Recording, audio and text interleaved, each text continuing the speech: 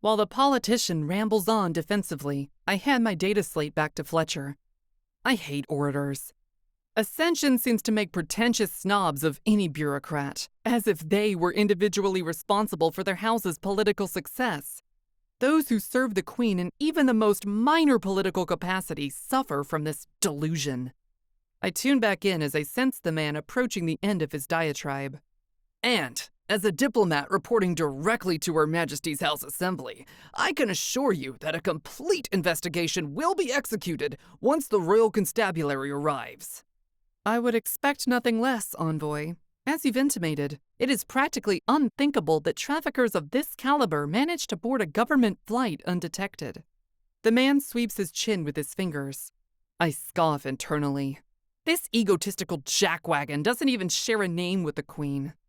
Tell me, interdictor, in your professional opinion, why do you suppose these men did not disembark with their illicit goods upon our landing? I'm sure all will become clear in due time, sir. That evening, Trinks reflected on how much easier everything would be with the Traveler's Tonic. But no, she had decided there would be no more of that, at least not for a while. She surveyed the large room just off the house's entryway. Piles of dirt, dust, and debris climbed up the walls. Random papers, scraps of wood, and assorted trash covered the floor. The corners were the worst. She turned to Pox's nephew. Fleck, thanks for joining us for dinner. You're welcome to stick around in the area or go do whatever it is you do. Turning to the young girl whose pet was slinking in and out between her legs, she said, Snixel, I know you've offered to help, but it's pretty late. I can take you back to my apartment and get you settled.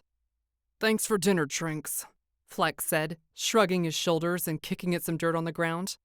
I wasn't expecting that. And I guess I don't have a lot else I actually need to be doing.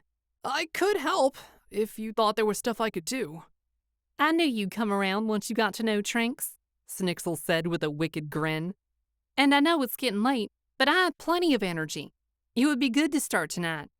Thank you, Fleck, for offering, Trinks said, beaming a smile at him. And of course, you too, Snixel. But really, you don't have to. The doctrine of metempsychosis is founded on the consciousness of gradation between beasts and men.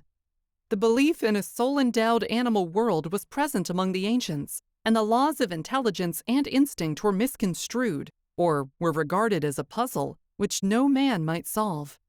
The human soul with its consciousness seemed to be something already perfected in a pre-existing state, and, in the myth of metempsychosis, we trace the yearnings and gropings of the soul after the source whence its own consciousness was derived, counting its dreams and hallucinations as gleams of memory, recording acts which had taken place in a former state of existence.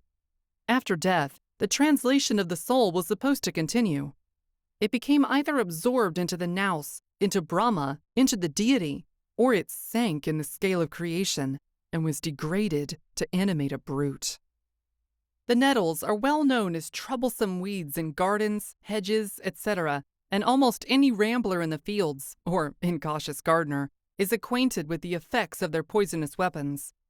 The rigid hairs with which they are furnished, when examined with a magnifying power, will be found all of a tubular form, tapering to a fine open point, the base being dilated into an oblong receptacle, having at the bottom a gland embedded in the cellular substance of the leaf.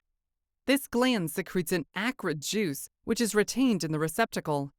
Thus furnished, when any obtrusive hand is applied to the point, it readily enters the skin, and the pressure forces the fluid along the tube into the wound it is made. This remarkable contrivance is very similar to the structure of the poisonous fang of the rattlesnake, viper, etc., and differs from the sting of the wasp in being open at the apex, while that of the wasp has the opening below the point.